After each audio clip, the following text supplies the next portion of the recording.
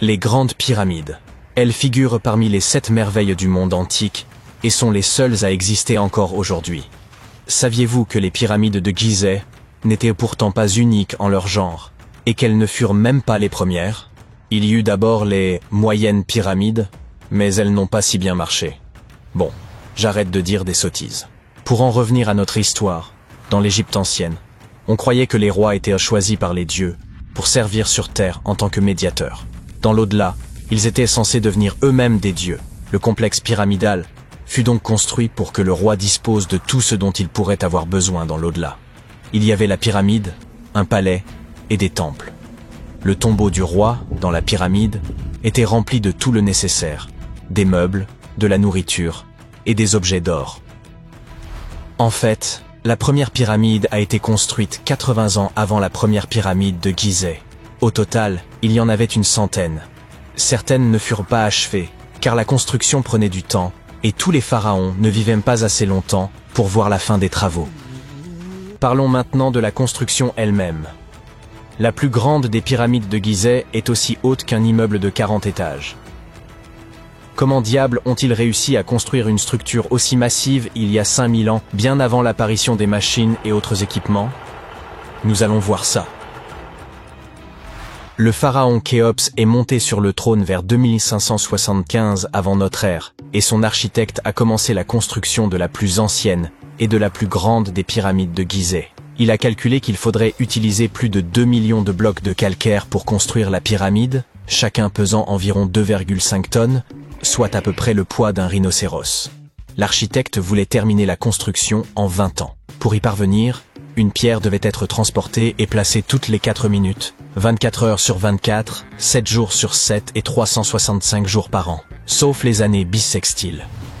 Il est donc évident qu'il fallut beaucoup d'ouvriers pour réaliser ce projet.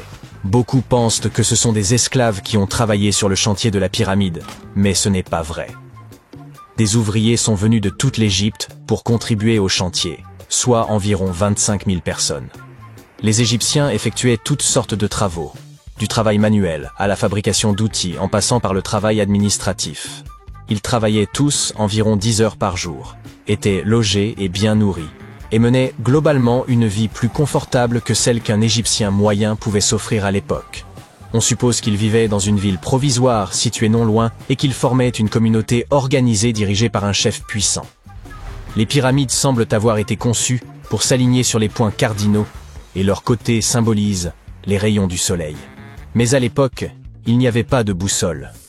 Les anciens Égyptiens calculaient eux-mêmes les directions, et ce avec une précision étonnante. Pour aligner les pyramides, ils utilisèrent 2 constellations. Le chantier était situé sur la rive ouest du Nil. Cela avait également une signification symbolique. Le soleil se couche à l'ouest, et la vie devait nécessairement en faire autant. La deuxième pyramide de Gizeh fut construite pour le fils de Khéops, le pharaon Khéphren. Elle est un peu plus petite, mais c'est elle qui abrite la célèbre statue du Sphinx sans nez. Bien sûr, à l'origine, il avait un nez. Je vous raconterai bien ce qui lui est arrivé, mais c'est encore un mystère, personne ne le sait vraiment. Les sphinx ont un corps de lion et une tête d'homme. On les considérait comme les gardiens de lieux importants. Ce célèbre sphinx porte la tête du pharaon Khéphren et garde sa pyramide, face au soleil levant. Le sphinx est l'une des plus grandes et des plus anciennes statues du monde. À l'origine, il n'avait pas seulement un nez, il était aussi coloré. Les scientifiques ont découvert des traces de couleur rouge sur son visage. Il est donc fort probable que le sphinx ait été peint de cette couleur. Il y a également des traces de jaune et de bleu sur son corps, une statue plutôt sympa. Jusqu'en 1800 environ, le sphinx était enterré jusqu'aux épaules, mais un aventurier accompagné d'une équipe de 160 hommes le déterra. Mais revenons à notre chantier. Les ouvriers avaient bien sûr besoin de blocs de pierre. Il y avait 2 endroits principaux où l'on pouvait s'en procurer. L'un d'eux se trouvait à proximité du site. Mais cette pierre jaune, tapissée de fossiles, ne convenait que pour l'intérieur de la pyramide. Les blocs de calcaire destinés à l'extérieur furent transportés sur 13 km grâce à des traîneaux de 2,5 mètres de long. Apparemment, il n'était pas trop difficile de les tirer. On mêlait de l'eau à la bonne quantité de sable, et ça glissait bien. 10 personnes suffisaient pour tirer un traîneau transportant une grosse pierre. Étonnamment, Couper des blocs de calcaire n'était pas le plus difficile. Dans le sol, le calcaire est mou et peut être fendu assez facilement. Mais après avoir été exposé à l'air, il durcit. Le plus difficile fut donc de façonner tous ces blocs. Cette étape était cruciale, car la moindre imprécision pouvait entraîner l'effondrement de toute la pyramide. Bien, ces pierres calcaires étaient extraites, transportées sur un traîneau, façonnées. Et ensuite quoi? Comment les disposer? C'est encore un mystère. Les archéologues ont découvert les vestiges d'un système de rampes datant de l'époque de la construction des pyramides. Les historiens s'accordent donc à dire que les Égyptiens ont très probablement conçu un système unique pour déplacer et tirer ces énormes blocs. L'opinion la plus répandue est qu'il y avait plusieurs rampes autour de la pyramide. Il y avait probablement une rampe centrale avec 2 escaliers de chaque côté, construits directement sur les pierres de la pyramide. La rampe grandissait au fur et à mesure que la pyramide s'élevait. On pense que certains ouvriers gravissaient les escaliers en tirant des pierres sur des traîneaux de bois. Mais ce n'est qu'une hypothèse parmi d'autres. D'autres affirment que les rampes se trouvaient autour de la pyramide. D'autres encore qu'elles se trouvaient à l'intérieur. Peut-être que nous ne le saurons jamais, et que le mystère restera entier pour toujours. Le calcaire extérieur de la pyramide était poli avec du sable et de la pierre pour qu'il brille. Au sommet, il y avait un pyramidion en or et en argent, qui scintillait sur l'Égypte comme un deuxième soleil. Voilà comment on occupait son temps il y a 5000 ans. Parlons maintenant de l'intérieur. Curieusement, il n'y a pas grand-chose à l'intérieur de la pyramide. En très grande partie, il s'agit de pierres massives, avec très peu d'espace ouvert. Mais jetons un coup d'œil rapide. Depuis l'entrée, il y a 2 escaliers, l'un qui descend, l'autre qui monte. Ils nous mènent aux chambres.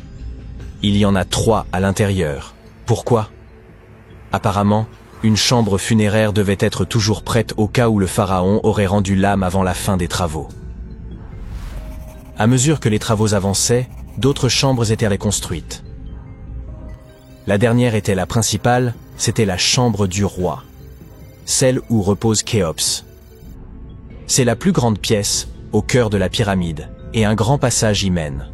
On l'utilisait probablement pour monter le granit, servant à décorer l'intérieur.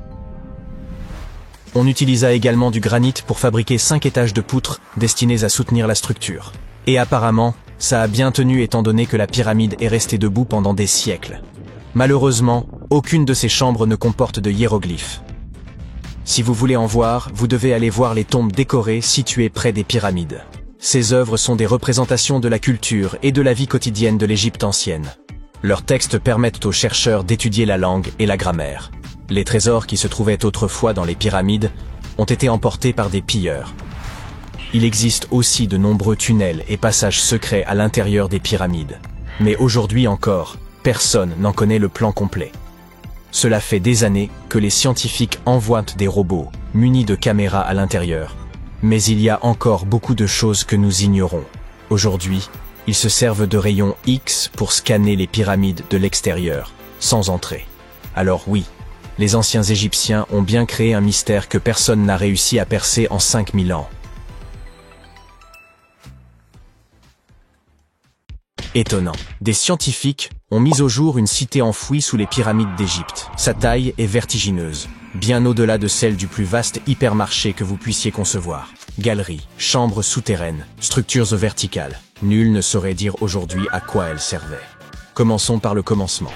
Des chercheurs italiens et écossais étudiant la pyramide de Képhren ont identifié ce qui semble être des tunnels secrets sous 3 pyramides distinctes. Cette découverte pourrait remettre en question nos connaissances sur l'Égypte antique. L'expédition baptisée Projet Képhren fut dirigée par Corrado Malanga, basé à Pise, et Filippo Biondi, affilié à l'université de Strathclyde, en Écosse. Leur objectif principal consistait à explorer la pyramide de Képhren, la seconde plus grande du plateau de Gizeh. Sous la pyramide de Képhren, les scientifiques ont mis au jour une imposante structure. Serait-ce une ancienne cité souterraine égyptienne?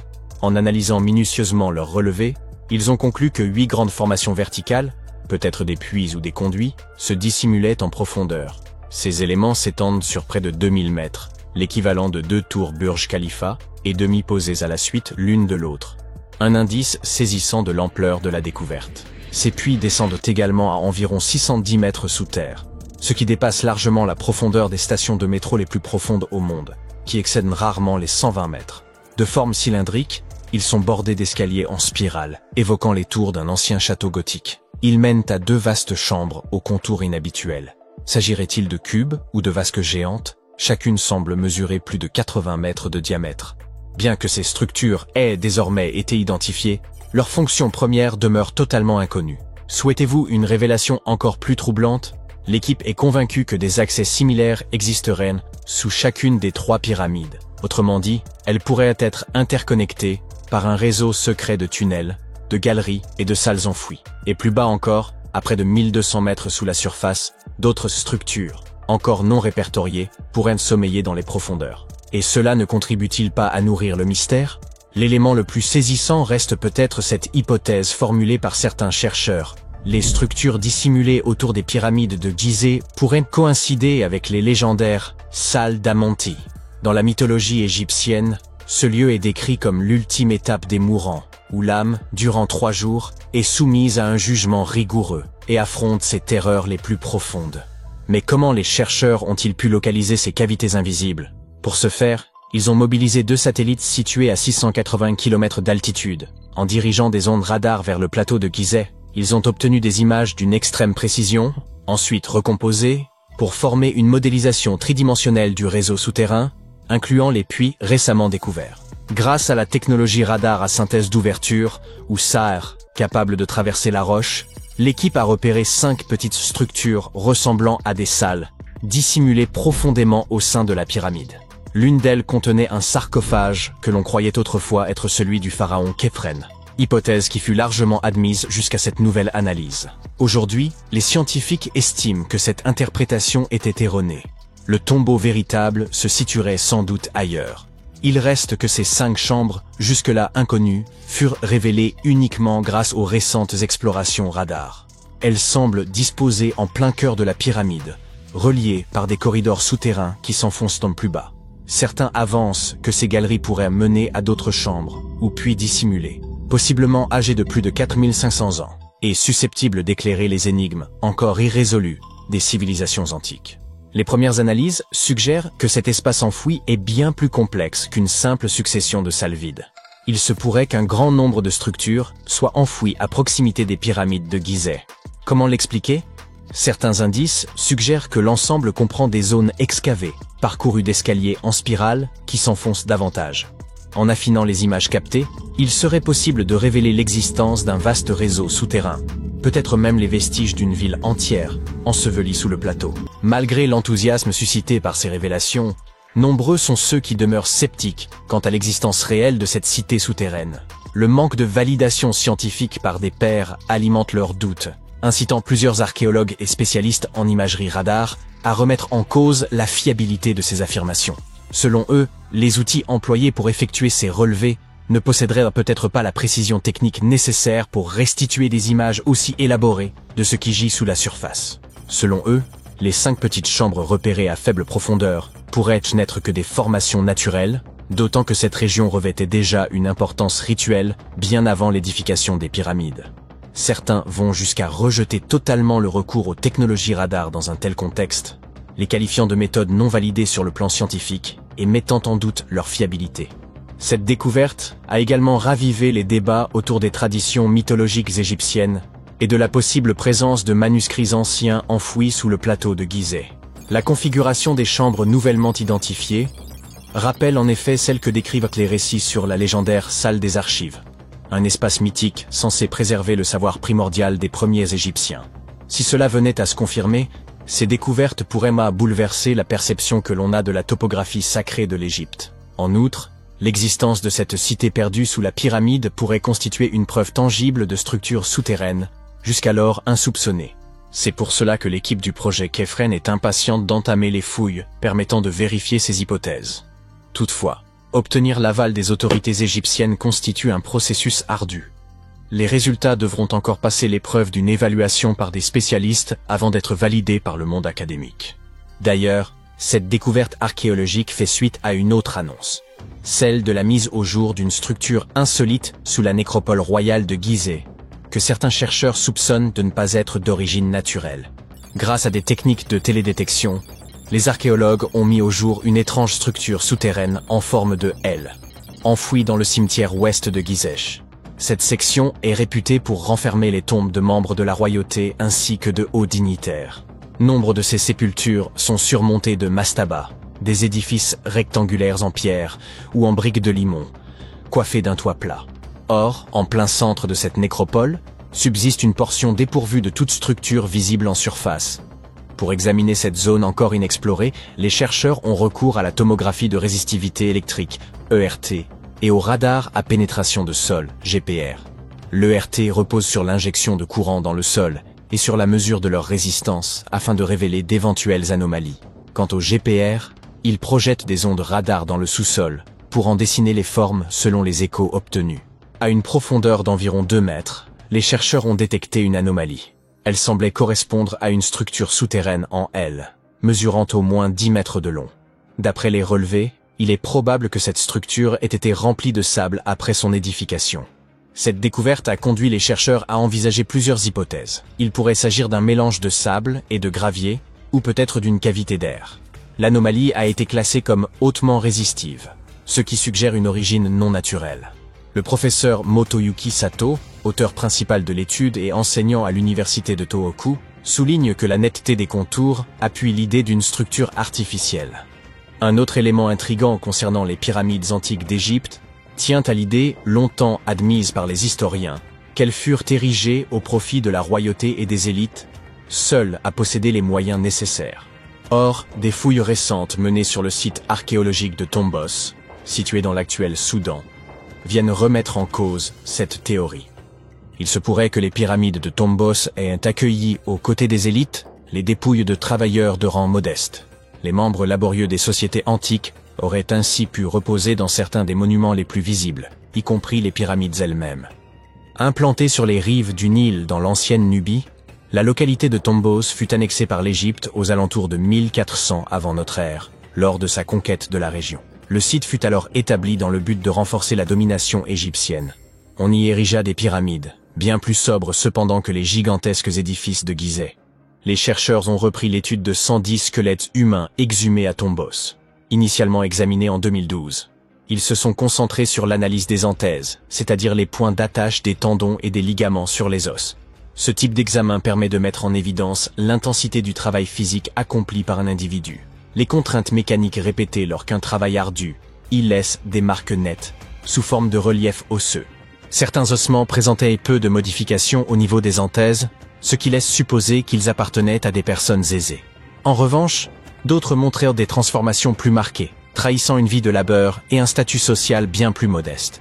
Ces résultats pourraient profondément remettre en cause les idées reçues sur les sépultures pyramidales, notamment l'hypothèse selon laquelle seuls les puissants accédaient à ces tombeaux prestigieux. Cette récente étude suggère que des individus d'humbles conditions auraient eux aussi pu se trouver inhumés au sein de ces édifices emblématiques. Lorsqu'on entend le mot « momie », ça donne parfois froid dans le dos. En effet, la plupart d'entre nous associent ce mot à ces personnages effrayants que nous avons vus dans des films d'horreur. En réalité, les momies nous ont permis de comprendre beaucoup de choses sur les civilisations anciennes, sur ceux qui les gouvernaient, et sur la façon dont les gens vivaient la perte de leurs proches. Les Égyptiens de l'Antiquité, qui croyaient qu'une certaine forme d'existence après la mort était possible si certaines conditions étaient respectées, sont le peuple le plus connu au monde pour ses momies. Ceux-ci préservaient effectivement les corps humains par le biais du processus de momification et plaçaient les momies dans des tombeaux équipés, un peu comme s'il s'agissait d'appartements. Pourquoi ce peuple y croyait-il? Eh bien, parce que la plupart étaient profondément liés à leur environnement naturel. Les Égyptiens étaient pleinement conscients des cycles naturels autour d'eux, comme le lever du soleil chaque jour ou de la lune la nuit, mais aussi de la façon dont la vie renaissait des plantes dans un cycle perpétuel, même avoir fané. Ils croyaient également que le puissant esprit Osiris, qui représentait le cycle de la disparition et de la résurrection, jouait un rôle dans ce processus. Pour se préparer à l'au-delà, les Égyptiens de l'Antiquité suivaient certains rituels, comme la momification, qui consistait à utiliser des éléments aussi variés que le miel, les résines, ou encore l'encens pour préserver les corps. Aucune momie n'est plus célèbre que celle du roi Tut, Toutankhamon. Ce jeune pharaon régna sur l'Égypte il y a plus de 3000 ans. Un problème majeur lors de la découverte des tombes royales est que la plupart ont déjà été pillées au moment où on les retrouve. Le peuple savait que les souverains laissaient de nombreux objets de valeur à leur côté après leur mort, ce qui rendait ces lieux de sépulture vulnérables face aux voleurs.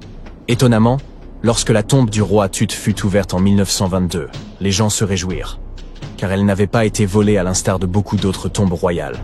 C'est dire à quel point elle était bien cachée.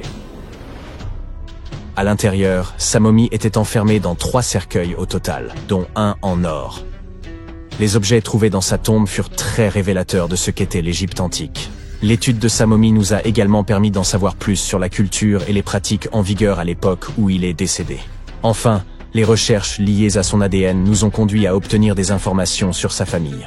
En outre, les scientifiques purent découvrir qu'il avait, par exemple, souffert de la maladie appelée le paludisme, et d'un problème au pied susceptible de l'avoir gêné lorsqu'il marchait.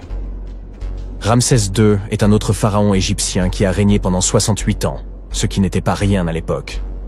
Il est connu pour ses campagnes militaires d'expansion et ses réalisations architecturales. De nombreuses preuves datant de son règne existent encore aujourd'hui, notamment une grande statue à son effigie. Ramsès II mesurait environ 1,80 m et a vécu jusqu'à l'âge de 90 ans. Après avoir examiné sa momie, les scientifiques conclurent qu'il souffrait peut-être d'une maladie affectant sa colonne vertébrale. Vous vous souvenez des voleurs que j'ai évoqués plus haut? C'est probablement à cause de ces derniers que Ramsès II termina dans le cercueil ordinaire d'une collection secrète de momies royales à Deir el-Bahari, qui a été redécouverte en 1881. Heureusement, les archéologues purent l'identifier, car ses voyages avaient été consignés sur ce qui l'enveloppait. Le processus de momification était très fastidieux. En effet, dans l'Égypte antique, la momification pouvait durer jusqu'à 70 jours. Une personne dédiée prononçait un discours très spécifique, tout en manipulant délicatement le corps et en le séchant à l'aide d'une sorte de sel appelé natron. On utilisait également du lin et de la résine pour que le corps paraisse plus vivant et pour l'envelopper dans un tissu. La tombe était tout aussi importante que la momification pour les Égyptiens de l'Antiquité. Les parois de la tombe du roi Tut, par exemple, étaient ornées d'œuvres d'art complexes représentant son voyage dans l'au-delà, depuis sa procession funéraire jusqu'à son passage aux enfers. Les Égyptiens antiques pensaient que tout le monde faisait ce voyage après sa mort et remplissaient donc les tombes d'objets et de peintures pour aider les défunts au cours de leur voyage spirituel. En outre, les murs de la tombe étaient décorés de formules tirées d'un livre spécial qui contenait une série de poèmes dont les Égyptiens pensaient qu'ils aideraient les gens à atteindre l'au-delà. Fait soulignant l'importance de ce voyage, les gens plaçaient même de la nourriture dans ces tombes antiques. Dans la tombe du roi Tut, les archéologues découvrirent 36 jarres de boissons antiques et 8 paniers de fruits, déposés là pour l'aider dans son voyage vers l'au-delà. Les Égyptiens pensaient que le voyage vers l'au-delà prenait beaucoup de temps et laissaient donc des provisions conséquentes pour soutenir leurs proches. Les pharaons possédaient généralement de nombreux vêtements luxueux et de beaux bijoux dans leurs tombes afin de s'assurer que leur tenue serait à la hauteur de leur statut lors de leur voyage. On a retrouvé des vêtements en lin tels que des tuniques, des écharpes, des gants et des coiffes. De nombreux bijoux en or ornés de pierres précieuses, des bracelets aux boucles d'oreilles, en passant par des colliers et des bagues, mais aussi des représentations d'insectes censés les protéger. Certaines tombes contenaient même des éventails en ivoire et en plumes d'autruche pour les garder au frais dans l'au-delà. Aussi fou que ça puisse paraître, certains souverains de l'Antiquité furent placés dans leurs appartements éternels avec des bateaux. Par exemple, le pharaon Khufu fit construire la grande pyramide de Gizeh pour en faire son tombeau, et un grand bateau fut retrouvé à l'intérieur. Le roi Tut, quant à lui, fut enterré avec plusieurs pagis de bateaux, mais pas de bateau à proprement parler. À la place, il avait 3 chars et de nombreux bâtons de marche en matériaux précieux, ce qui indique peut-être qu'il souhaitait se rendre dans l'au-delà par la terre et non par l'eau. Parmi les objets les plus intéressants trouvés près des momies antiques, on trouve des flacons d'huile et de parfums. Si les souverains étaient censés toujours être à la dernière mode, pourquoi ne pas sentir bon par la même occasion, n'est-ce pas? Certains d'entre eux possédaient également des jeux de société, la plupart fabriqués dans des matériaux précieux, comme l'or ou l'ivoire. L'un de ces jeux, le Senet, était très populaire en Égypte antique et ressemblaient beaucoup aux échecs modernes. Les Égyptiens de l'Antiquité ont peut-être les momies les plus célèbres, mais ce ne sont pas ceux qui inventèrent la momification. En réalité, tout commença en Amérique du Sud, avec un peuple ancien appelé Chinchorro. D'après ce que nous savons aujourd'hui, ce peuple fut le premier à momifier ses proches défunts et suivit cette tradition pendant environ 2000 ans avant que les Égyptiens ne commencent leur propre rituel. Certes, l'étude de ces momies permet d'en apprendre beaucoup sur les souverains de l'Antiquité, mais jusqu'à récemment, nous n'avions encore aucune idée de ce à quoi les défunts ressemblaient vraiment de leur vivant. Cependant, il n'y a pas si longtemps que cela, des peintures de momies très particulières furent découvertes par des archéologues qui étudiaient des objets égyptiens antiques. Ces portraits de momies sont des peintures très détaillées d'individus réalisés de leur vivant. Ils étaient souvent peints sur du bois, contrairement aux portraits sur toile classiques que nous connaissons tous. Ces portraits sont appréciés pour leur réalisme et leur beauté, et ont même été utilisés par des chercheurs pour diagnostiquer des maladies en les comparant aux momies correspondantes. Certains de ces portraits comportent également des représentations de bijoux, qui ont été retrouvés plus tard sur les momies. La découverte récente de ces portraits de momies en Égypte centrale revêt une grande importance, car c'est la première fois depuis plus d'1 siècle que de telles peintures sont retrouvées. Les momies sont apparues partout dans le monde de manière naturelle. En effet, la momification peut se produire sans que l'homme n'intervienne, en raison de conditions naturelles, par exemple des environnements extrêmement froids ou chauds, des endroits où l'oxygène manque, ou une exposition accidentelle à des produits chimiques qui préservent le corps. Les conditions que je viens de citer ne permettent pas aux bactéries de se développer, ce qui fait que le corps reste plus ou moins intact. Le célèbre Otzi est l'une de ces momies. Nous savons aujourd'hui qu'il s'agissait d'un homme ayant vécu il y a environ 5000 ans en Europe, mais lors de sa découverte dans les Alpes en 1991, les autorités autrichiennes crurent d'abord qu'il s'agissait d'un alpiniste moderne en raison de la bonne conservation du corps. Cependant, après avoir retiré l'homme des glaces du glacier, il fut établi qu'il datait en fait de l'âge du cuivre.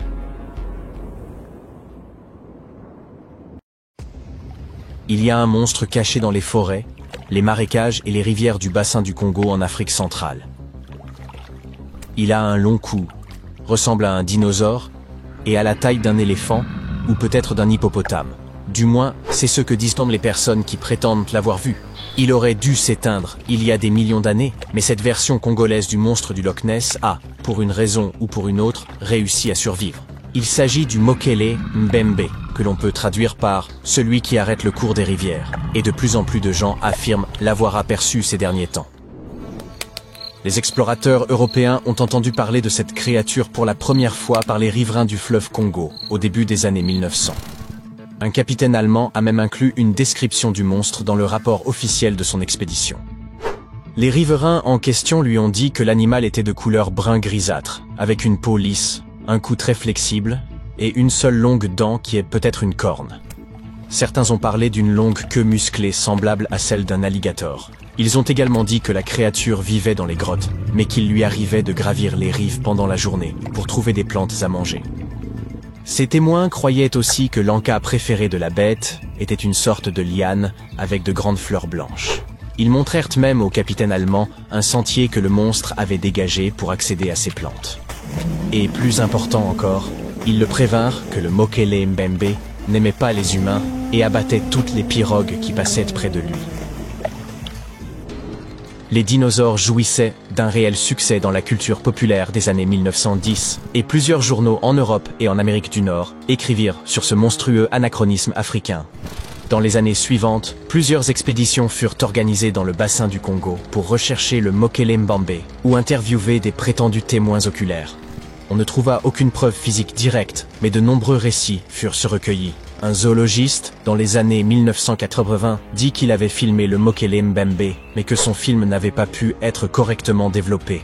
Des histoires et des films comme Jurassic Park ont entretenu le rêve que des dinosaures pourraient encore se cacher quelque part dans nos profondes forêts. Il est enfin arrivé un moment où les gens ont cessé de parler aussi fréquemment des apparitions du monstre légendaire, si bien qu'on commença presque à l'oublier. Mais tout a changé récemment. De nombreuses personnes prétendant l'avoir vu de leurs propres yeux. Les cryptozoologistes, ces passionnés de créatures mystérieuses, pensent qu'il pourrait s'agir d'un dinosaure qui, pour une raison ou pour une autre, n'a pas disparu, un parent du brachiosaure ou du diplodocus. Cette idée provient de la description même de la créature. Son cou extrêmement long, son corps immense et sa tête minuscule. On dit qu'elle pourrait encore se cacher dans les épaisses forêts d'Afrique. Mais les scientifiques disent que s'il s'agissait bien là du dernier dinosaure vivant, nous aurions déjà trouvé des preuves tangibles, une photo, des os ou des indices signalant qu'il se déplace dans le bassin du Congo. Certaines expéditions parties en quête de preuves ont même utilisé des sonars pour scanner les eaux troubles des rivières et des lacs d'Afrique centrale à la recherche de grandes créatures non identifiées. Certains se concentrent sur un lac isolé, le lac Télé, qui est entouré de jungles vierges et marécageuses. Jusqu'à présent, cette recherche de preuves n'a pas été couronnée de succès. Le fait que de nombreuses personnes pensent régulièrement apercevoir le Mokele Mbembe pourrait résider dans les récents changements de l'écosystème de la région. De plus en plus de colonies humaines s'installent dans l'immense forêt tropicale du bassin du Congo. Les gens ne sont pas habitués à voir de grands animaux dans la forêt. Ils se disent donc qu'ils ont affaire à la mystérieuse créature, influencée par le folklore. Combler les lacunes de la connaissance par une réalité imaginaire est chose courante, surtout s'il existe des récits tout près que tout le monde connaît déjà. Cependant, nous ne pouvons pas complètement exclure la possibilité qu'il existe de nouvelles espèces d'animaux inconnus dans les forêts du Congo, même s'il ne s'agit pas d'un dinosaure. Une autre légende, cette fois mongole, raconte qu'un ver géant vit dans le désert de Gobi. Oui, quelque chose de semblable au monstre que vous avez vu dans Dune. La créature mesurerait près de 2 mètres de long et cracherait un acide capable de faire fondre n'importe quoi. Elle projetterait même de l'électricité. On dit qu'elle passe la plupart de ses journées cachée sous les dunes de sable, mais qu'elle aime sortir pendant les mois plus humides de juin et de juillet. Les Occidentaux ont entendu pour la première fois parler du ver géant du désert de Gobi grâce à un paléontologue américain, Roy Chapman Andrews. Cet homme courageux a probablement inspiré Indiana Jones. En 1926, il a mentionné le monstre dans un livre. En effet, des dirigeants mongols lui avaient en fait part de descriptions détaillées de l'effrayante créature, même si aucun d'entre eux ne l'avait jamais vue de ses propres yeux. Selon l'un d'eux, le ver ressemblait à une saucisse d'environ 60 cm de long, sans tête ni pattes. Il était si venimeux que le simple fait de le toucher pouvait instantanément vous ôter la vie. Et il vivait dans les parties les plus isolées du désert de Gobi. Il semble qu'Andrews ne croyait pas à ces histoires de vers géants. Mais il en a tout de même partagé quelques-unes dans un second livre. Ensuite, la légende de ce monstre s'est répandue dans le monde entier. Selon certains récits, il ne mesure qu'1 pied de long. Dans d'autres, il est aussi grand qu'un humain. Certains disent qu'il ressemble à un serpent, et d'autres le décrivent comme une espèce de chenille. Certaines personnes affirment qu'il a des ailes et peut voler, tandis que d'autres pensent qu'il pourrait s'agir d'un être maléfique surnaturel dépourvu de corps. La couleur de la créature reste également un sujet de débat. Elle va du blanc-gris au marron, parfois jusqu'au rouge vif. Si ces récits sont si différents, c'est probablement parce que la créature n'existe tout simplement pas. En 1983, un scientifique qui visitait la région a entendu dire qu'un vieil homme avait enfin réussi à attraper le mystérieux ver. Il a également appris qu'il y avait un nid à proximité, et il a décidé de tout risquer pour le voir. Mais au lieu d'un monstre effrayant, il n'a trouvé qu'un boa eryx tataricus. Heureusement pour le scientifique, ce serpent n'est pas venimeux. Il a cependant des écailles gris-brun et correspond peu ou prou à la description du ver géant. Lorsqu'il l'a montré aux habitants, ils ont tous dit que c'était là le monstre qu'ils avaient en vue. De grandes expéditions américaines, britanniques et néo-zélandaises se sont rendues dans le désert de Gobi pour tenter de trouver la créature. De nombreux aventuriers solitaires ont également fait le chemin par leurs propres moyens, mais personne n'a jamais trouvé de preuve de l'existence de la bête. Un grand nombre de Mongols sont toutefois convaincus que le ver de la mort est plus qu'une simple chimère. Si vous ne croyez pas à ce monstre du désert de Gobi, que diriez-vous d'aller voir du côté de Lake Worth, au Texas? Selon le folklore local, il y aurait là une créature mi-humaine mi-chèvre, avec des écailles et de longs doigts griffus. Tout a commencé en juillet 1969, lorsque des habitants ont affirmé avoir aperçu une créature mystérieuse dans les environs. Les journaux ont adoré l'histoire et se sont mis en quête de nouveaux témoignages. Un article a déclaré que le monstre avait sauté d'un arbre et était tombé sur une voiture.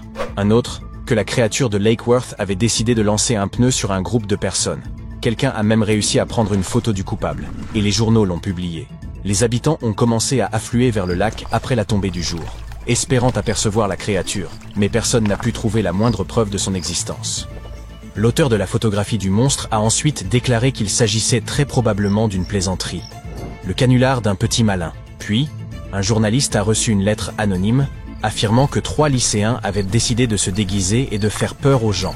Fin de l'histoire. Malgré cela, certains cryptozoologistes pensent qu'il pourrait s'agir d'une espèce de primate inconnue qui marche sur 2 jambes. Nous ne savons pas si le monstre de Lakeworth est réel, mais ce mystère fait du bien à la communauté. Chaque année depuis 2009, les gens organisent la fête du monstre de Lakeworth. Autant l'admettre, la plupart des tombes anciennes ont été profanées au moins une fois. Quelles qu'aient été les rumeurs entourant leur malédiction, la plupart des momies ont également été démaillotées. À une exception, la momie Bashiri demeure intacte et suscite un tel trouble que nul n'ose en percer les secrets. Voici Howard Carter, un nom qui vous est sans doute familier si vous vous intéressez à l'Égypte ancienne. On le connaît surtout pour avoir mis au jour, en 1922, la tombe du pharaon Toutankhamon. Mais rares sont ceux qui savent qu'avant cette découverte majeure, il aurait peut-être trouvé une autre momie. Cette découverte remonte à 1919 et porte divers noms, la momie de Bashiri, celle de Pachéry ou encore l'Intouchable. Selon certains témoignages, Carter aurait croisé son chemin dans la vallée des rois, précisément là où il exhumera plus tard le tombeau de Toutankhamon. Pourtant, cette momie demeure enveloppée de mystère. Ce n'est pas la superstition qui l'a protégée, mais la crainte de provoquer un tort irréparable. Personne ne peut garantir qu'un geste malencontreux pourrait être corrigé. Si finement emmaillotée, elle n'a jamais été déroulée. Les chercheurs redoutent de causer un dommage irréversible à son enveloppe funéraire. Il existe une règle d'or chez les spécialistes des antiquités. Si vous n'êtes pas absolument certain de pouvoir restaurer ou préserver un objet tel quel, abstenez-vous d'y toucher. L'histoire regorge d'exemples de trésors anciens irrémédiablement défigurés, comme le tristement célèbre Ecce Homo, ou la statue au sourire maladroitement restaurée. Le tissu fragile recouvrant son visage arbore un motif singulier, évoquant la forme stylisée d'une pyramide. Bien que les experts restent prudents, il pourrait s'agir d'un cas unique dans l'art de l'embaumement. Toutefois, sans en maîtriser la technique d'origine, le dérouler puis le restaurer sans l'abîmer semble quasiment impossible. Autrefois, qu'ils soient érudits ou pillards, les hommes n'hésitaient pas à défaire les bandelettes funéraires, souvent dans un but d'étude. Aujourd'hui, la technologie nous permet d'examiner le contenu des sarcophages avec précision, sans avoir à altérer ni ouvrir la moindre enveloppe. Après un examen approfondi de la momie de Bashiri, les chercheurs ont pu déterminer qu'elle appartenait à un homme mesurant environ 1,67 m et ayant vécu durant l'ère ptolémaïque, soit entre 305 et 30 avant notre ère. Cela signifie que cette dépouille remonte à quelques 2300 ans. Le musée égyptien a révélé que les radiographies avaient permis de déceler une inscription portant le nom du défunt, bien qu'il demeure difficile d'affirmer s'il s'agissait de Pachéry ou de Nenu, ce qui ne fait qu'ajouter au mystère. Le musée a également tenu à souligner que le luxueux coffret renfermant la momie était orné de scènes richement illustrées. On y distingue le corps du défunt allongé sur un lit funéraire, encadré par les déesses Isis et Nephthys, ainsi que par les 4 fils du dieu Horus. À ses pieds figurent en outre 2 représentations d'Anubis. Il convient de noter que la momie de Bashiri n'est pas la seule à avoir conservé son intégrité. C'est également le cas d'Isetem Kebde.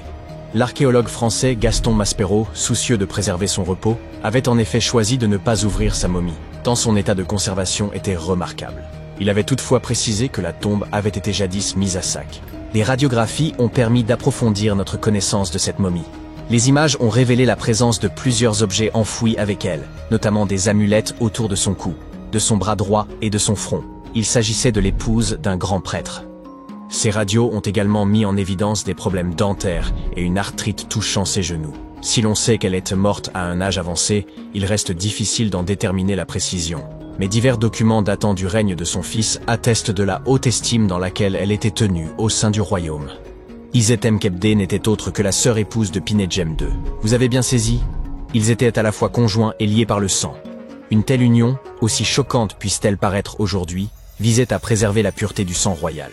Un raisonnement comparable à celui des Habsbourg, dont la quête obsessionnelle de pureté aboutit à la consanguinité et à la tristement célèbre mâchoire des Habsbourg.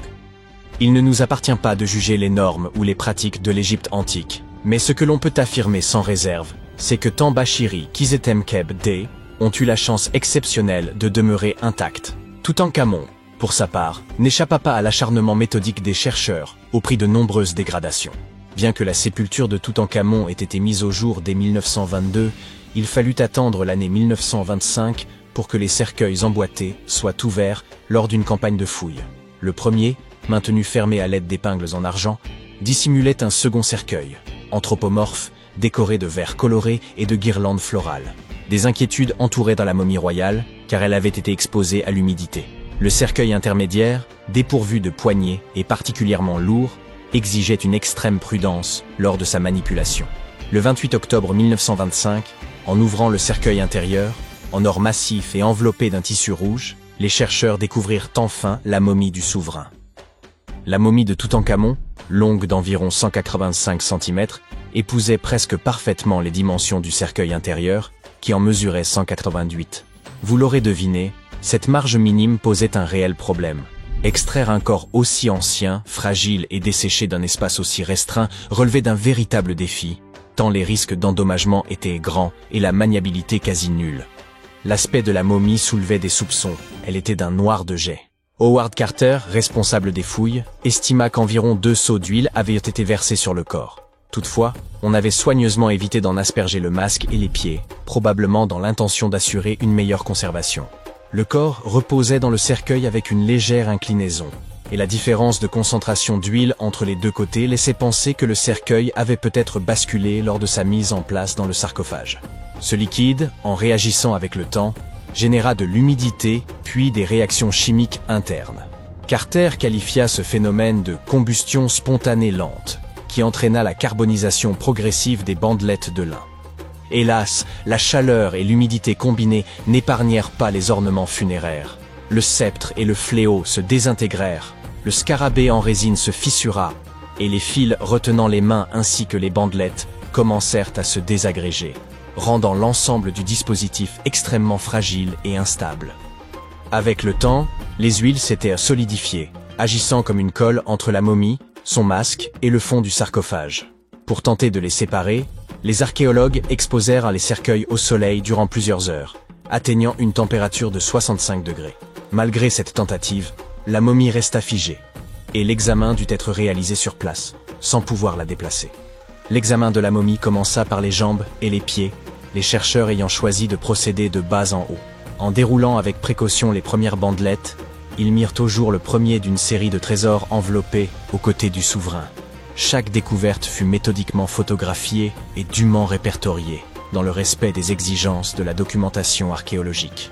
Les couches internes des bandelettes étaient en mauvais état, largement réduites en poussière, ce qui compliquait la compréhension de leur agencement initial. Néanmoins, les méthodes employées restaient conformes à celles observées dans d'autres momies nobles de l'époque, avec de nombreux coussinets en lin plié servant à modeler le torse et les cuisses. Les bandelettes extérieures et intérieures étaient confectionnées en lin fin, tandis que les couches médianes étaient plus grossières. Un bandage complexe entourait les épaules, la poitrine et la région de l'aine. Chaque membre, ainsi que les doigts et les orteils, recouverts de capuchons d'or, étaient enveloppés séparément. De plus, Toutankhamon portait des sandales en feuilles d'or aux pieds. Les chercheurs espéraient pouvoir séparer la momie du cercueil en retirant simplement les bandelettes extérieures, mais la résine avait solidement collé le corps au bois. Ils durent donc procéder à un dégagement mécanique, sectionnant le torse au niveau des hanches et désarticulant les bras pour continuer le démaillotage. Pour stabiliser les différentes parties, chaque segment fut traité à la cire de paraffine chaude, puis les mains et les pieds furent réassemblés à l'aide de résine. La tête, collée au masque funéraire, fut détachée avec des couteaux chauffés. Afin d'examiner la dentition, une incision fut pratiquée autour de la mâchoire et du cou, réparée ensuite à la résine. Techniquement, les scientifiques firent tout ce qui était en leur pouvoir pour préserver la momie. Pourtant, malgré leurs efforts, elle subit des dommages irréversibles. Et vous, qu'en pensez-vous? Auraient-ils dû la laisser dans son sarcophage, ou ont-ils agi à bon escient? Partagez votre avis dans les commentaires. Nous avons tous grandi en croyant que Stonehenge était le plus ancien observatoire du monde, mais désormais, il a une concurrence sérieuse pour ce titre. Nabta Playa a été construit à plus de 3919 km de distance, dans le sud de l'Égypte, et des milliers d'années, 7500 avant notre ère, avant Stonehenge, entre 3000 et 1500 avant notre ère, et même les pyramides de Gizeh, entre 2589 et 2504 avant notre ère. En 1973, un guide bédouin, Aïd Marif, est tombé sur un étrange groupe de grandes formations rocheuses en traversant le désert du Sahara.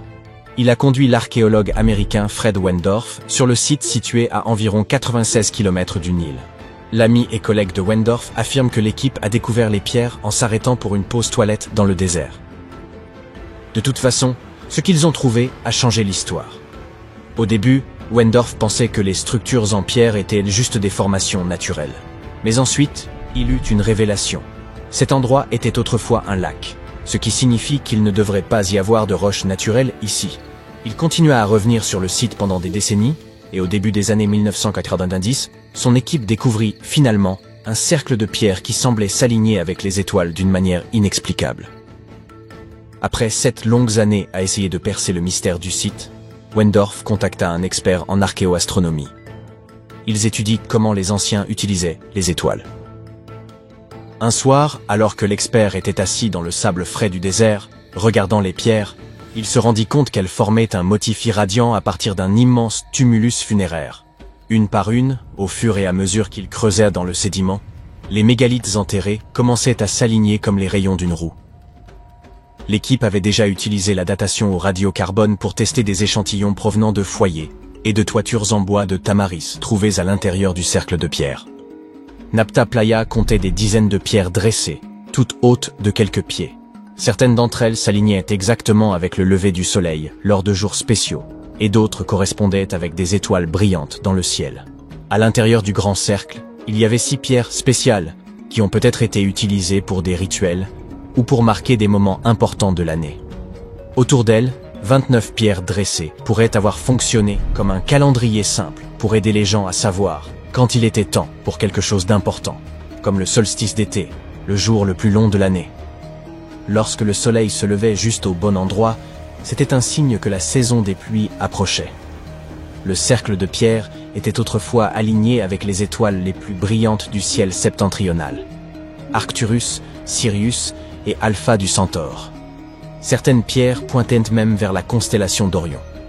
En suivant le mouvement d'Arcturus à travers le ciel, ils ont découvert qu'il correspondait parfaitement au cercle autour de 4800 avant notre ère. Cela signifie qu'il s'agit du plus ancien site astronomique jamais découvert, et les habitants de Nabta Playa observaient peut-être les étoiles des milliers d'années avant même l'invention des télescopes. Il semble que cela avait une énorme signification pour les personnes vivant et voyageant à travers le désert. Il y a plus de 1000 ans, la longue, froide et sèche ère glaciaire qui avait duré des dizaines de milliers d'années commençait enfin à s'estomper. L'Afrique du Nord a reçu des pluies et des moussons massives qui ont rempli les lacs saisonniers, Playa.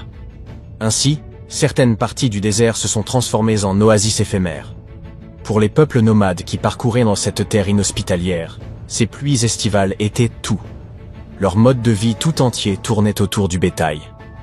Lorsque les archéologues ont ouvert le tombeau central à Nabta Playa, ils ont découvert des ossements de bovins et même un énorme rocher sculpté en forme de vache. Les personnes qui l'ont construit ont utilisé les étoiles pour se guider et trouver des points d'eau cachés comme Nabta Playa, qui contenait probablement de l'eau pendant environ 4 mois par an, à partir des moussons d'été. Mais il n'y avait pas d'étoiles polaires à l'époque. Ils se sont donc plutôt orientés en utilisant les étoiles brillantes et la façon dont le ciel semblait tourner en cercle au-dessus d'eux. Lorsque les lacs étaient au plein, les pierres debout étaient en partie submergées. Et depuis la rive ouest, vous pouviez voir le reflet des étoiles sur l'eau sombre. Nabta Playa est bien moins célèbre que Stonehenge, peut-être parce que ces pierres étaient enterrées, alors que le célèbre site en Angleterre était accessible aux visiteurs depuis des milliers d'années. Malheureusement, lorsque Nabta Playa est devenu célèbre, certains touristes ont endommagé des parties en déplaçant des pierres, ce qui a perturbé les alignements stellaires anciens. Pour le protéger, les autorités ont déplacé l'ensemble vers un musée, où les gens peuvent voir les pierres et la statue de vache sculptée sans les endommager. L'observatoire égyptien n'est pas la seule construction semblable à Stonehenge. Il existe des versions qui ont été utilisées à des fins différentes. De l'Allemagne, Anneau de Pemelt, et la France, Alignement de Karnak, aux États-Unis, Stonehenge d'Amérique dans le New Hampshire et aux Andes dans le nord du Pérou. Ce dernier est en fait l'une des plus anciennes grandes structures jamais construites dans cette région. La place circulaire est constituée de 2 immenses murs de pierre disposés en anneaux. Elle était probablement utilisée pour des cérémonies et des rassemblements. Les scientifiques ont effectué une datation au carbone et ont estimé son âge à environ 4650 ans. Ce qui signifie qu'elle a été construite avant les grandes pyramides d'Égypte et Stonehenge. La place comportait 2 entrées et une couche spéciale d'argile, de terre, de gravier et de charbon de bois en dessous. Elle a été soigneusement planifiée et construite. Les archéologues ont également trouvé des pièces en céramique, des cristaux de quartz et des pierres précieuses sur le site, ce qui montre qu'il s'agissait certainement d'un lieu spécial. Des gens l'ont visité pendant des siècles, mais à un moment donné, vers 500-200 avant Jésus-Christ, il a été fermé, probablement en raison de l'évolution des croyances et des traditions. La découverte la plus récente, février 2025, est celle des vestiges d'un grand cercle de bois, datant approximativement de la même époque, et ayant des parallèles avec Stonehenge, tout en haut au Danemark. Cette structure en plein air faisait probablement partie d'une zone spéciale où les peuples préhistoriques du néolithique final et de l'âge du bronze ancien, nommé 1600 à 1600 avant l'ère commune, se rassemblaient pour des rituels et des cérémonies.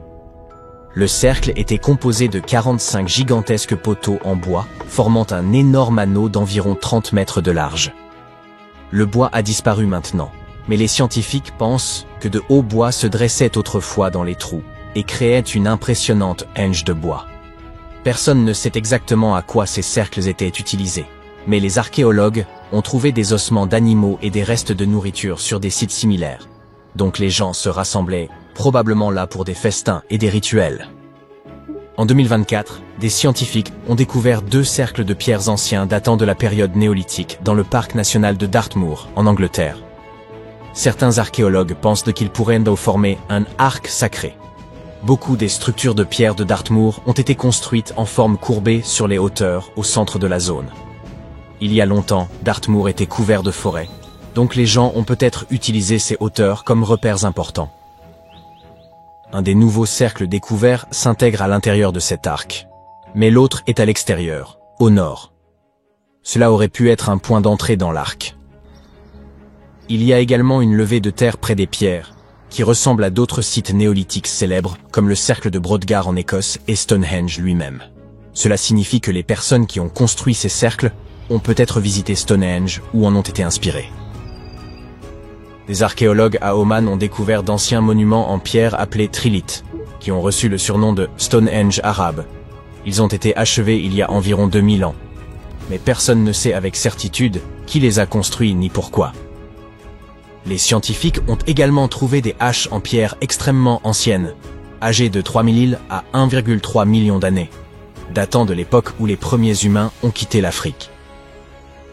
Sur un autre site, Nafun, au centre d'Oman, des archéologues ont découvert une tombe néolithique datant d'environ 5000 à 4600 avant notre ère. Il y a 2 chambres contenant les ossements de dizaines de personnes sous une gigantesque structure mégalithique.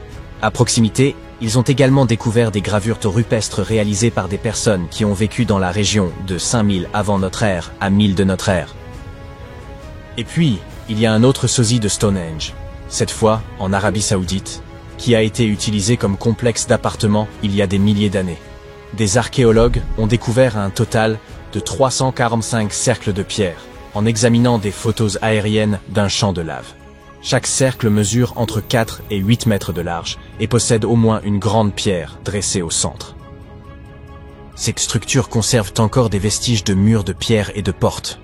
Les cercles de pierre comme Stonehenge sont souvent associés à des cérémonies et des rituels, mais les scientifiques disent que de nombreuses maisons anciennes étaient en réalité construites en forme ronde, et que les maisons rectangulaires ne sont devenues courantes que bien plus tard dans l'histoire. Quoi ? Une immense île volante juste au-dessus de votre tête.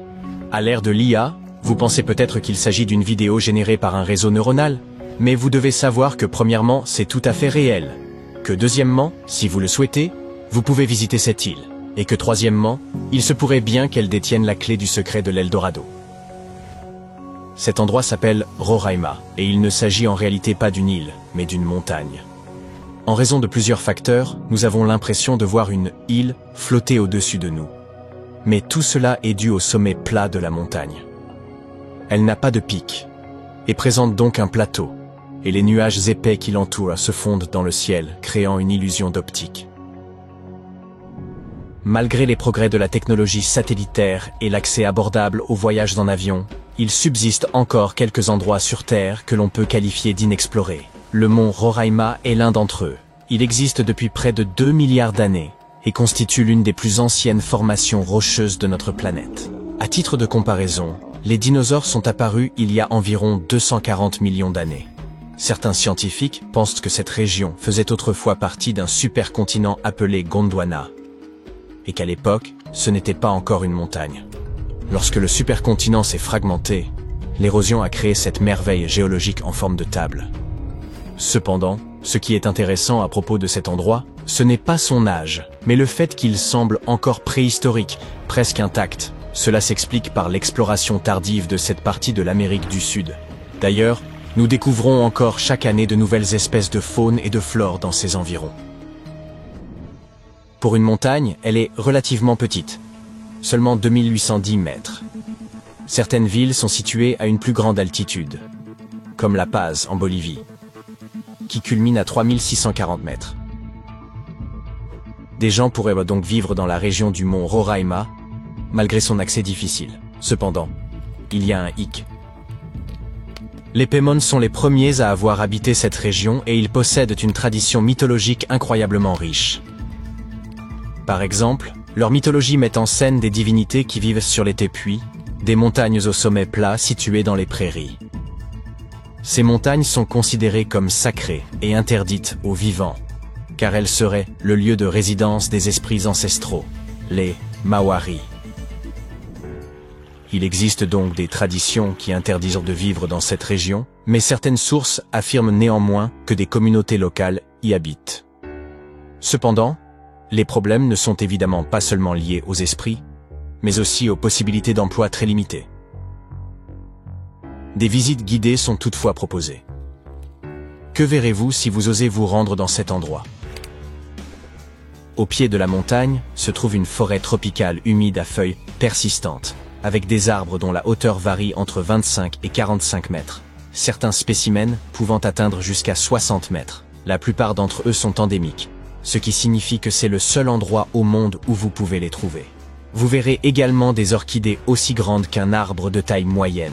Ce n'est pas surprenant. En raison de l'isolement de cet endroit, les espèces qui y vivent ont suivi un parcours évolutif complètement différent de celui de la plupart des espèces végétales et animales de notre planète. Ensuite, vous aurez toutes les chances de tomber sur une cascade au pied du Roraima. Elle coule là depuis des millions d'années. Fait amusant, il n'y a pas de rivière au sommet du Roraima. Ce sont les précipitations qui s'infiltrent dans les roches poreuses qui créent ce spectacle incroyable. Tout cela donne l'impression d'un monde perdu, n'est-ce pas? D'ailleurs, Sir Arthur Conan Doyle s'est inspiré des tépuis et de leurs hauts plateaux pour écrire son roman « Le Monde perdu ». Oui, il n'est pas seulement célèbre pour Sherlock. Parmi ces merveilles naturelles, le Roraima se distingue comme le tépui le plus accessible. Il existe d'autres formations similaires, mais elles sont beaucoup moins faciles d'accès. Oui, parmi toutes ces montagnes, le Roraima est peut-être le plus facile à atteindre, mais cela reste très difficile, même avec toutes les technologies modernes. Alors, comment a-t-il été découvert?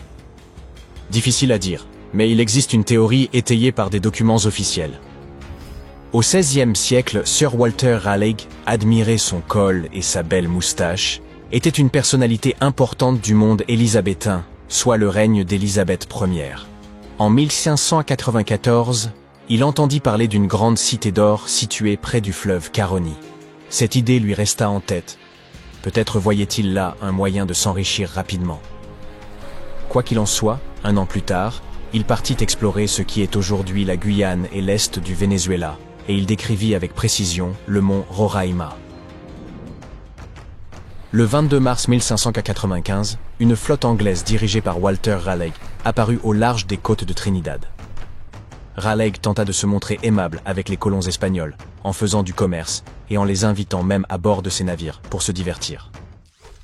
Après quelques verres, les Espagnols lui révélèrent qu'une certaine personne menait des activités particulières en Guyane, recueillant des informations sur la géographie du territoire et les trésors cachés à l'intérieur des terres.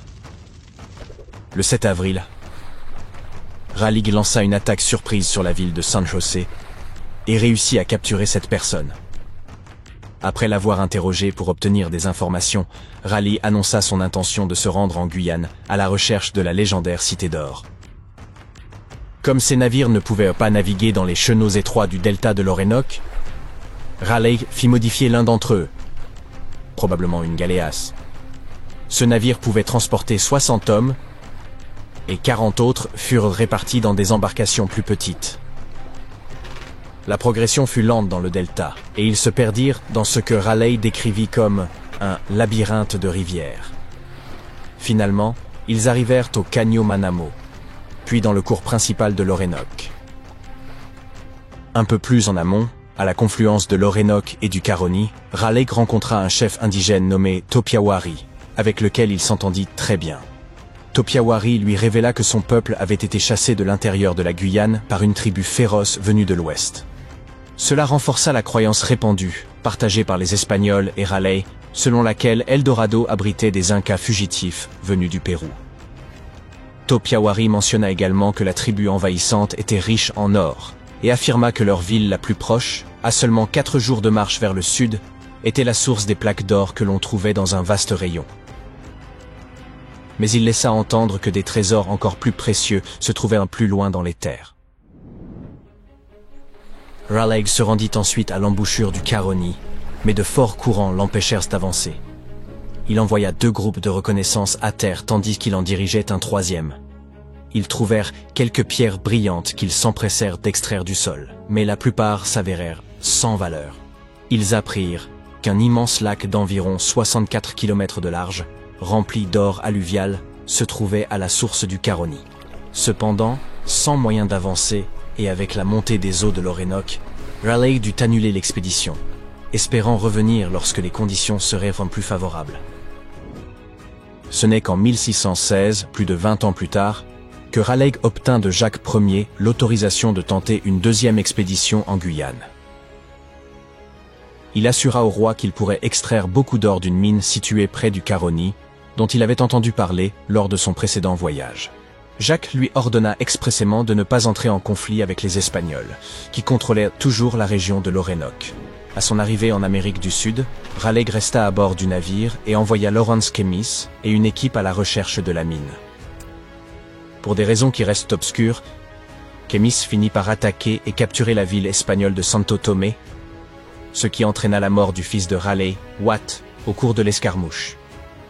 Incapable de trouver la mine, l'équipage retourna au navire et, face à la colère de Raleigh, Keymis sauta la vie. De retour en Angleterre, Raleigh fut jugé pour avoir prétendument menti au sujet de la mine et tenté de provoquer un conflit avec l'Espagne, ce qui conduisit finalement à son exécution. Ou peut-être étaient-ce les esprits Maoris qui n'avaient même pas apprécié son intrusion? En 2021, alors qu'il forait à environ 3 mètres sous la surface gelée du permafrost de Sibérie nord-orientale, des chercheurs ont mis au jour une forme de vie figée depuis 24 000 ans. Puis ils lui ont redonné vie, avant de la cloner. Ou, pour être plus précis, elle s'est clonée toute seule. Cela pourrait évoquer le prologue d'un récit d'épouvante, mais rassurez-vous, il n'en est rien. Ce que les scientifiques ont exhumé, c'est un organisme microscopique en état de congélation, susceptible de bouleverser en profondeur notre compréhension des mécanismes de l'évolution et de la survie.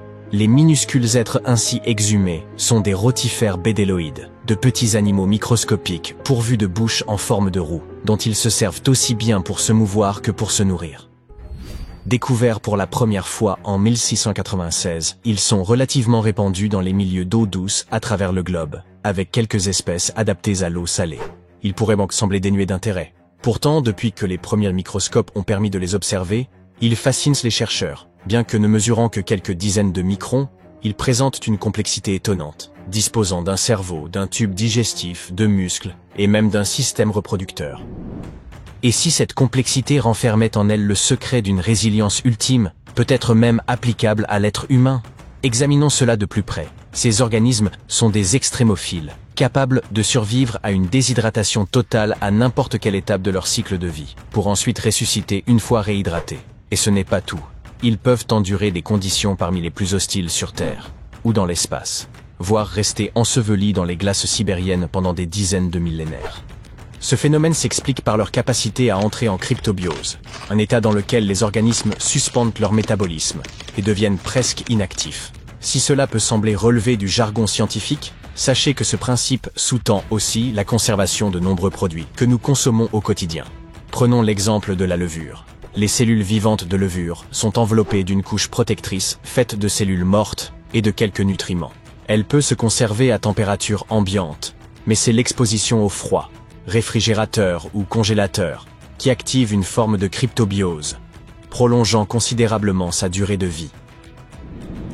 Durant la cryptobiose, les rotifères accumulent divers composés protecteurs, dont les protéines chaperon, qui jouent un rôle essentiel dans leur capacité à se régénérer une fois les conditions redevenues favorables. Celles-ci agissent comme de petits gardes du corps. Leur fonction est d'empêcher les autres protéines de se détériorer sous l'effet du stress. Lorsque l'organisme subit un stress, qu'il soit dû à une exposition au froid, à la chaleur, à des toxines, à la déshydratation ou même au vieillissement, les protéines contenues dans nos cellules peuvent perdre leur structure. Or, une protéine ne peut remplir sa fonction que si elle adopte une forme bien précise. Dès que ce pliage se défait, la protéine devient non seulement inefficace, mais elle peut aussi se révéler néfaste. Ces protéines mal repliées peuvent s'accumuler dans les cellules et perturber leur fonctionnement. Dans certains cas, elles s'agglutinent et finissent même par l'empoisonner. Ce type de détérioration est d'ailleurs associé à certaines maladies graves, comme celle d'Alzheimer ou de Parkinson. Mais si les rotifères peuvent produire des protéines aptes à préserver l'intégrité cellulaire dans des conditions extrêmes, ne pourrait-on pas en tirer parti pour protéger les cellules humaines des maladies et du vieillissement? En analysant les couches de glace où ces rotifères ont été extraits, on a pu déterminer qu'ils étaient congelés depuis au moins 24 000 ans. Cette découverte marque une avancée spectaculaire, les recherches antérieures ne leur attribuant qu'une capacité de survie d'une dizaine d'années dans un état gelé. Voilà un record remarquable. Cette période correspond à ce que l'on appelle l'époque du Pléistocène tardif, une période dominée par l'ère glaciaire. Cela signifie que ces invertébrés étaient déjà en dormance lorsque Mani et Sid, les héros fictifs de l'âge de glace, arpentèrent les étendues gelées en compagnie des fameux tigres à dents de sabre et autres paresseux géants. Petite anecdote, contrairement à leur représentation dans des films tels que L'âge de glace, les mammouths laineux n'étaient pas aussi gigantesques qu'on l'imagine. Leur taille et leur poids étaient en réalité comparables à ceux d'un éléphant d'Afrique contemporain. Il est fascinant et cruel de constater que ces créatures colossales issues de l'ère glaciaire ont disparu, tandis qu'un minuscule organisme, étrange et discret comme le bédéloïde, a traversé les millénaires sans faillir. Pour en revenir à notre créature, après son dégel, l'organisme n'a pas seulement repris ses mouvements, il a aussi entamé un processus de reproduction. Cela est rendu possible par la parthénogenèse, une forme particulière de reproduction, dans laquelle les embryons se développent à partir d'œufs non fécondés, permettant à l'organisme de se reproduire de façon autonome. Ce procédé s'apparente à une forme de clonage naturel. De nombreux êtres vivants, certains insectes, reptiles, voire quelques espèces d'oiseaux, y ont recours, du moins dans des conditions précises. Chez les abeilles, par exemple, les mâles naissent d'œufs non fécondés par ce biais, ce qui les rend génétiquement identiques à leur mère. Néanmoins, la parthénogenèse est souvent perçue comme un handicap sur le plan évolutif, car elle engendre une diversité génétique limitée, conduisant généralement les espèces qu'on est concernées à disparaître. Pourtant, les rotifères bédéloïdes ont évolué en plus de 450 espèces distinctes sur des millions d'années, un fait d'une rareté exceptionnelle. Leur persistance serait liée à plusieurs adaptations remarquables.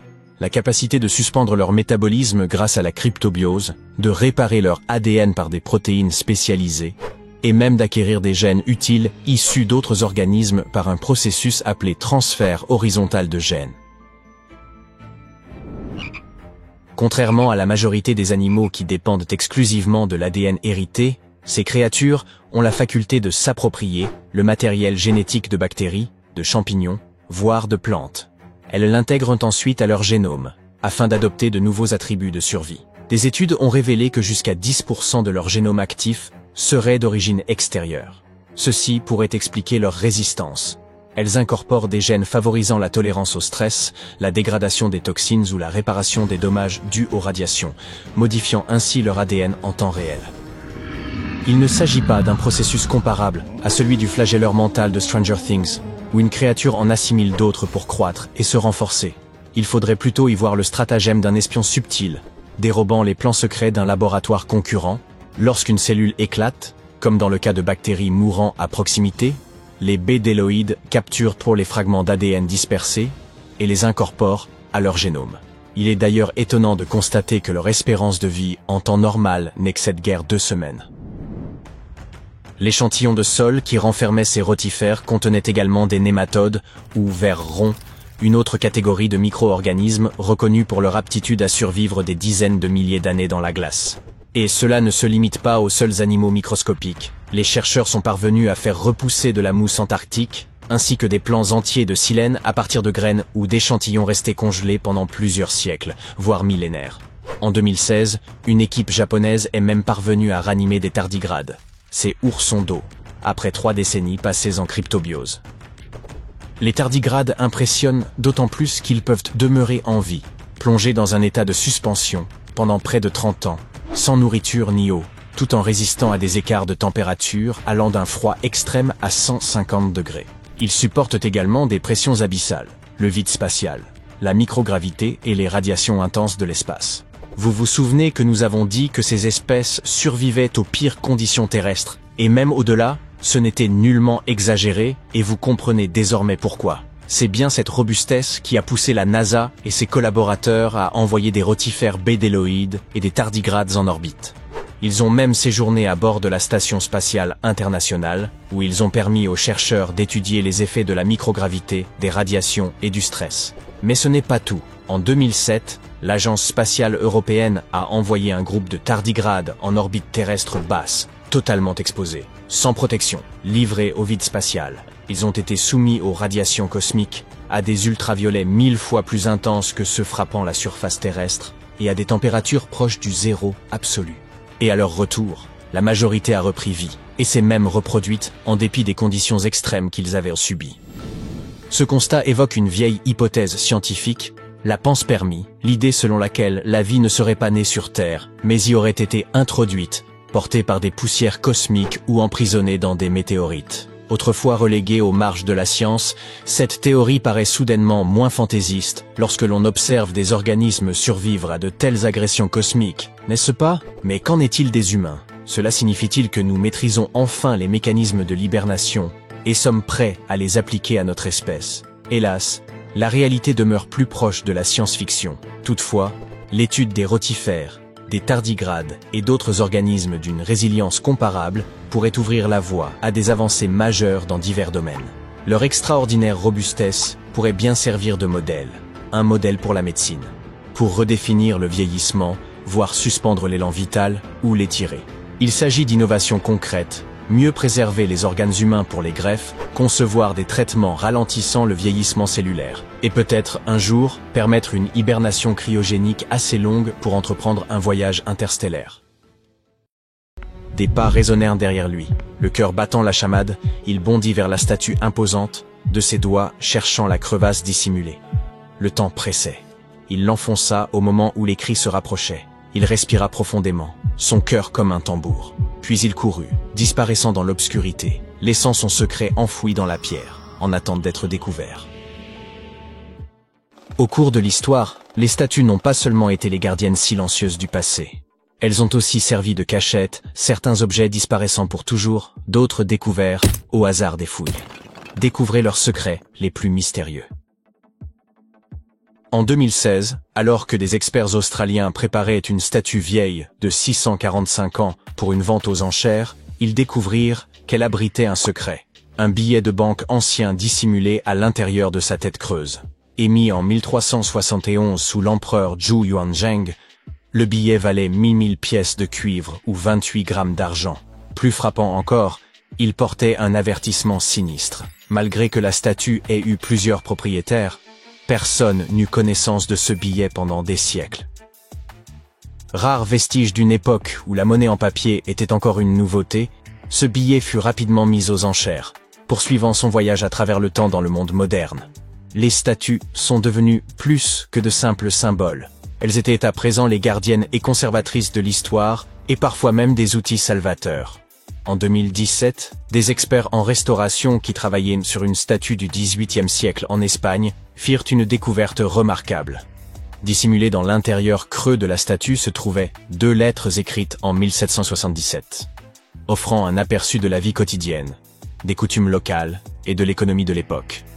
De manière similaire, en 2023, lors de rénovation à l'Académie militaire des États-Unis à West Point, une boîte fut découverte à l'intérieur du socle de marbre d'une statue représentant le héros Tadeusz Kościuszko. Placée là il y a presque 200 ans, cette capsule temporelle nous offre un lien tangible avec le passé riche en histoire de l'institution. Le mystère entourant les statues et leur potentiel à dissimuler des secrets s'étend à certains des monuments les plus emblématiques du monde. Peu d'endroits sont aussi enveloppés de mystères que le Grand Sphinx de Gizeh. Pendant des siècles, archéologues, historiens et explorateurs ont spéculé sur ce qui pourrait être caché sous sa massive silhouette de calcaire. Certaines personnes pensaient que le Sphinx dissimulait la légendaire salle des archives, une hypothétique bibliothèque contenant un savoir ancien, peut-être même la sagesse perdue de l'Atlantide. Ces dernières années, les avancées technologiques des radars à pénétration de sol ont révélé des cavités sous le Sphinx, amenant de nombreux experts à croire que la statue pourrait cacher des chambres ou des passages encore inconnus, certains éventuellement liés à des tombes royales ou à des structures souterraines. L'existence potentielle de chambres cachées sous le Sphinx captive notre imagination depuis des générations. Mais ce qui est peut-être encore plus intriguant, c'est le travail récent, effectué par des chercheurs de l'Université de New York, qui ont étudié les forces environnementales qui ont façonné le Sphinx. Après avoir modélisé l'impact des vents anciens, les chercheurs ont pu conclure que le Sphinx avait été initialement formé par une érosion naturelle, avant que les humains ne perfectionnent davantage sa forme. De telles révélations ouvrent de nouvelles voies pour comprendre la fonction du monument, ainsi que l'importance culturelle et spirituelle qu'il détenait à l'époque. Les anciens Égyptiens vénéraient Sobek, le dieu à tête de crocodile représentant la puissance et le Nil, et momifiaient souvent des crocodiles pour lui rendre hommage. Ces créatures étaient déplacées dans des temples ou des tombes en tant qu'offrande aux dieux ou pour garantir un passage sûr vers l'au-delà. Récemment, un groupe de chercheurs s'est lancé dans une étude intéressante sur un crocodile momifié par les embaumeurs égyptiens. Ils ont utilisé un scanner qui leur a révélé toutes sortes de détails fascinants sur la façon dont ce crocodile avait vécu et ce qui était arrivé à son corps par la suite. Pour les anciens Égyptiens, les animaux n'étaient pas simplement des compagnons domestiqués. Ils jouaient un rôle majeur dans leurs rituels, servant de passerelle entre les humains et les dieux. Les faucons, par exemple, étaient associés à Horus, la divinité solaire, car leur vol les rapprochait du soleil. Les chats étaient liés à Bastet, déesse mère féroce et protectrice. Les crocodiles étaient parmi les animaux que l'on momifiait le plus souvent. On considérait ces reptiles comme des symboles de Sobek, le seigneur du Nil, dont la présence annonçait la crue annuelle qui apporterait l'eau et le sol fertile nécessaires à l'agriculture. Dans le passé, l'étude de tels artefacts risquait souvent d'endommager la momie, mais grâce aux techniques d'imagerie moderne, les chercheurs ont pu examiner le crocodile sans l'abîmer. Les radiographies et les scanners ont révélé que le système digestif du crocodile était rempli de petites pierres appelées gastrolites, que les crocodiles ingèrent souvent pour faciliter leur digestion et maintenir leur flottabilité.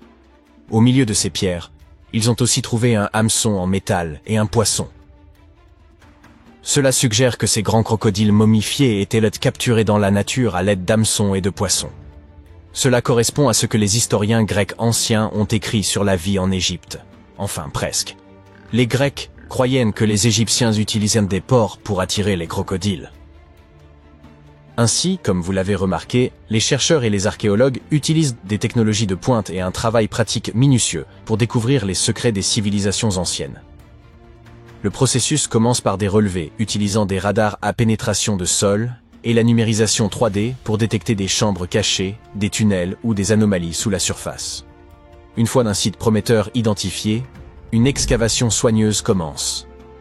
Les couches de sol et de débris sont retirées lentement, afin que rien ne soit endommagé ou perdu.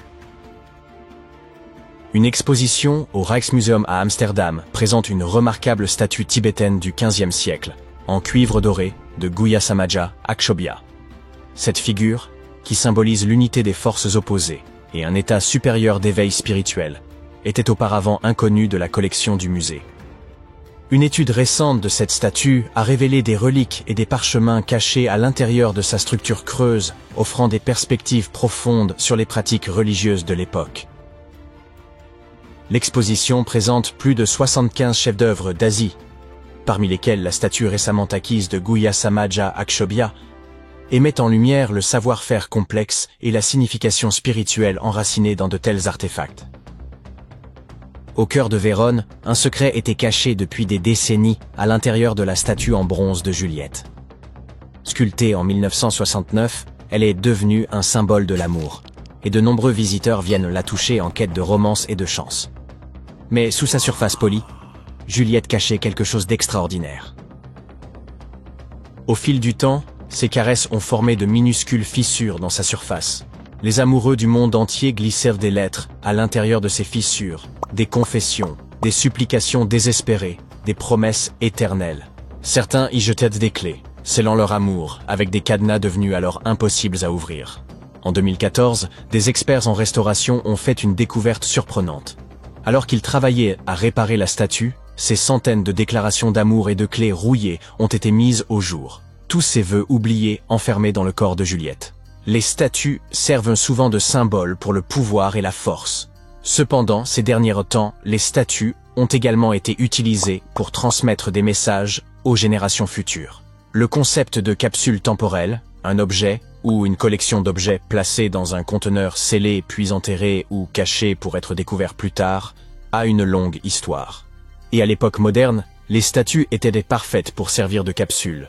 Elles permettaient aux gens de communiquer avec les générations futures d'une manière très concrète. En 2014, alors que des ouvriers retiraient avec précaution un lion doré au sommet de l'ancienne maison d'État de Boston pour une restauration, ils ont fait une découverte surprenante. Quelque chose cliquetait à l'intérieur de sa tête creuse. Un article du Boston Globe de 1901 mentionne une capsule temporelle cachée. Mais au fil des ans, l'histoire a été oubliée. Puis, un descendant du sculpteur a découvert une lettre et a appris la vérité. À l'intérieur de la tête du lion se trouvaient des journaux, des photographies, des autographes et des lettres appartenant à un passé lointain, des messages scellés pendant plus d'un siècle. Lorsque la capsule fut ouverte, c'était comme si l'histoire elle-même retenait son souffle. Les autorités ont prévu de poursuivre cette tradition en ajoutant des artefacts modernes avant de refermer la tête creuse du lion afin que ses trésors soient redécouverts au XXIe siècle. Nous ne savons pas si elles l'ont réellement fait, cependant. Les progrès des technologies d'imagerie ont permis aux chercheurs de dévoiler des détails cachés dans des sculptures célèbres sans les endommager. En 2014, des experts en restauration au Mexique ont fait une découverte en examinant une statue en bois vieille de 300 ans. De véritables dents humaines étaient cachées sous son visage serein. Cette révélation n'a pas été faite par la fouille, mais par la technologie. Lorsque les préservationnistes ont pris une radiographie de la statue, s'attendant à trouver des détails structurels, ils ont vu une denture parfaite, intégrée dans la bouche. Contrairement à d'autres statues historiques de la région, qui contenaient parfois de vrais cheveux que les gens avaient donnés aux statues, cette découverte était complètement inattendue. Et si je vous disais que les extraterrestres que nous imaginons tous comme de petits hommes verts pourraient en réalité ressembler à des terriens tout à fait normaux et se détendre en Europe? C'est la péninsule ibérique, et les personnes qui y vivent sont sous suspicion. Voici la raison. D'une manière ou d'une autre, des parties des artefacts les plus importants de la civilisation ibérique, appelés trésors de Villena, sont fabriqués à partir de métal, qui ne peut tout simplement pas être trouvé sur Terre, car c'est du métal provenant d'une météorite. Abordons cela étape par étape. Voici l'artefact lui-même, trésor de Villena, et il est composé de 59 objets différents. Des bols, des bouteilles et des bracelets. Y a-t-il un motif là, avec tous ces baies? Au total, la découverte pèse environ 9 kg, dont 8 kg sont en or de 23,5 carats. Si vous n'êtes pas un spécialiste du métal, je vais vous éclaircir cela tout de suite. À titre de comparaison, l'or 23K est composé à 95,8% d'or pur, donc l'or 23,5K est encore plus pur. Le pourcentage restant correspond à d'autres métaux qui aident à ajouter de la résistance et de la durabilité à l'alliage précieux. Il y avait aussi de l'argent, du fer et de l'ambre dans cet ensemble. L'artefact aurait pu être assez simple, mais pour ces deux-là, appelons-les imposteurs. Regardez ce bracelet en fer forgé et cet hémisphère creuse. Voyez-vous cela? Ces lignes rouillées sur l'hémisphère et la couleur étrange du bracelet se démarquent vraiment, puisque tout le reste est constitué du plus pur or. Tout a commencé en 1963, lorsqu'un chercheur a remarqué un métal sombre plombé parmi les bols et bouteilles brillants. Le métal était brillant à certains endroits et recouvert d'un oxyde d'apparence ferreuse qui était principalement fissuré.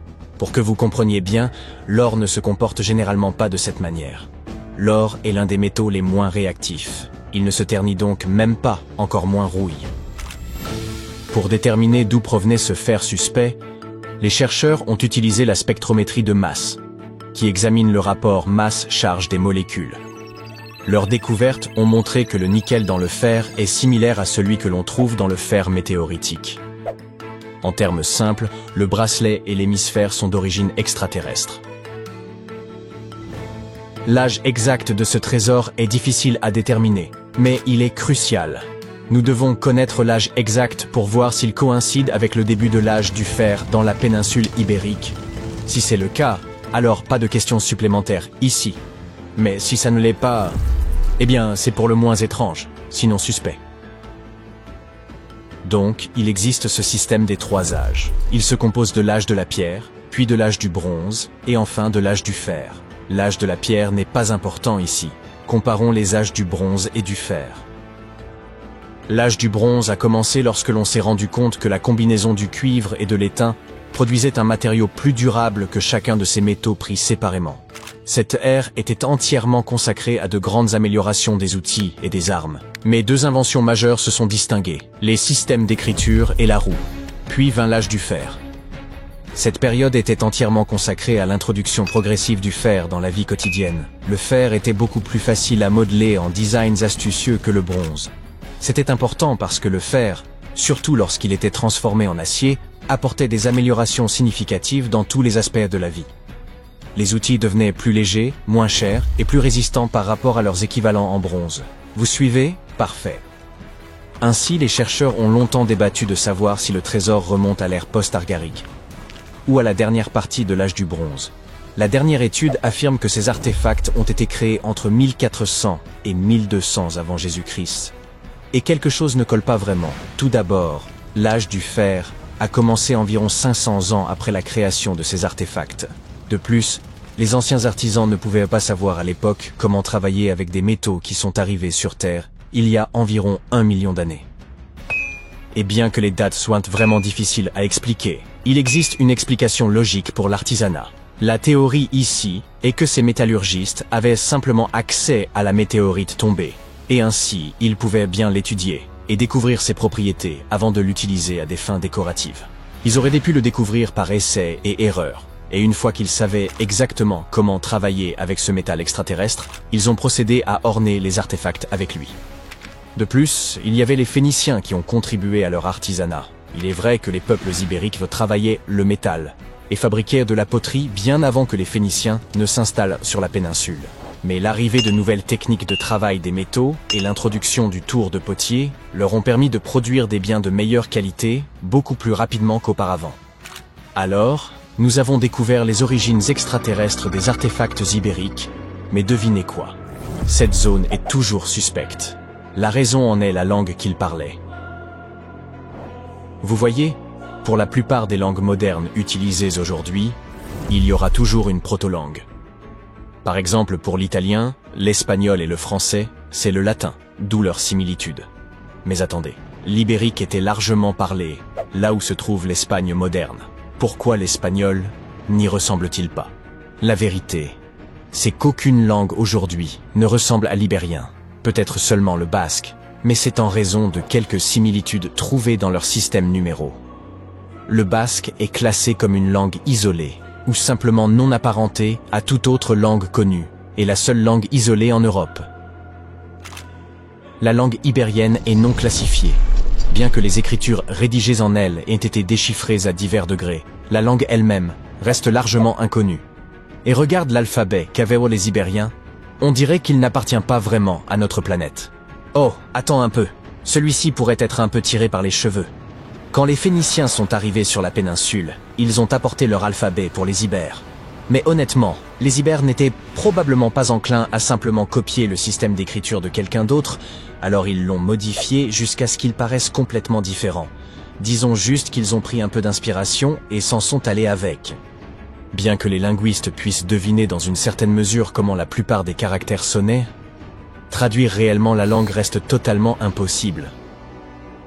La langue ibérique était non indo-européenne et a disparu il y a plus de 2000 ans, et il n'y a pas de langue similaire restante pour nous aider.